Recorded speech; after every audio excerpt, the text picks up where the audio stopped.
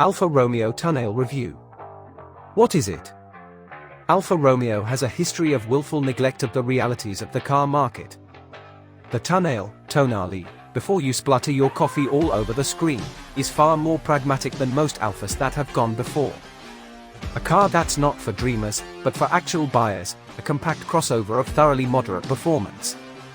It has some talents that put it fair and square against some firm opposition, including the Audi Q3, BMW X1, Mercedes GLA and many more.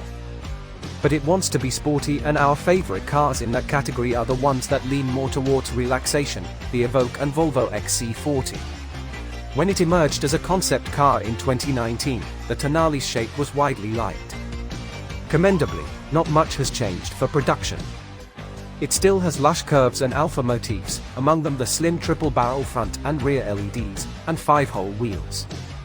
The elegant shield grille makes you wonder why rivals are making such a haulix of their increasingly pugnacious frontal styling. Though it can be spec-dependent, go for the higher specs of Tonale, as most buyers will, and that shield morphs from elegant chrome to slightly bullying black.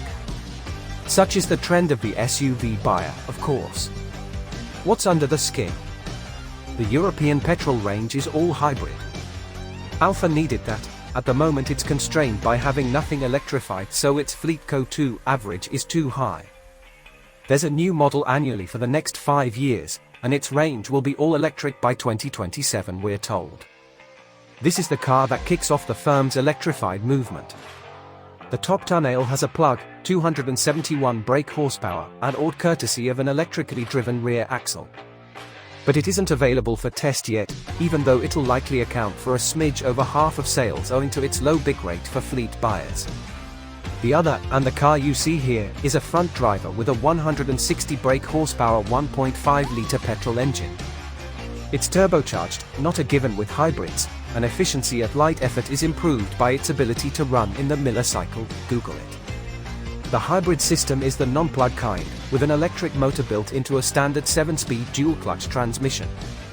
Even though it's just a 48V motor, it can get the car moving from rest, and you can park, maneuver and crawl through really low-speed traffic without the engine interfering. Lovely. The engine can also drop away at a cruise or downhill instances where it's loaded up against the motor, generator and the wheels don't need much torque. Does that happen a lot? It does. In the WLTP test cycle the engine is silent for half the time, though obviously much less than half the distance. But you'll get very few, if any, EV mode miles if you've notched Alfa's famed DNA drive mode selector into its top dynamic mode. Which there's a good chance you frequently will. Buried well underneath are some platform and suspension parts shared with the Jeep Compass.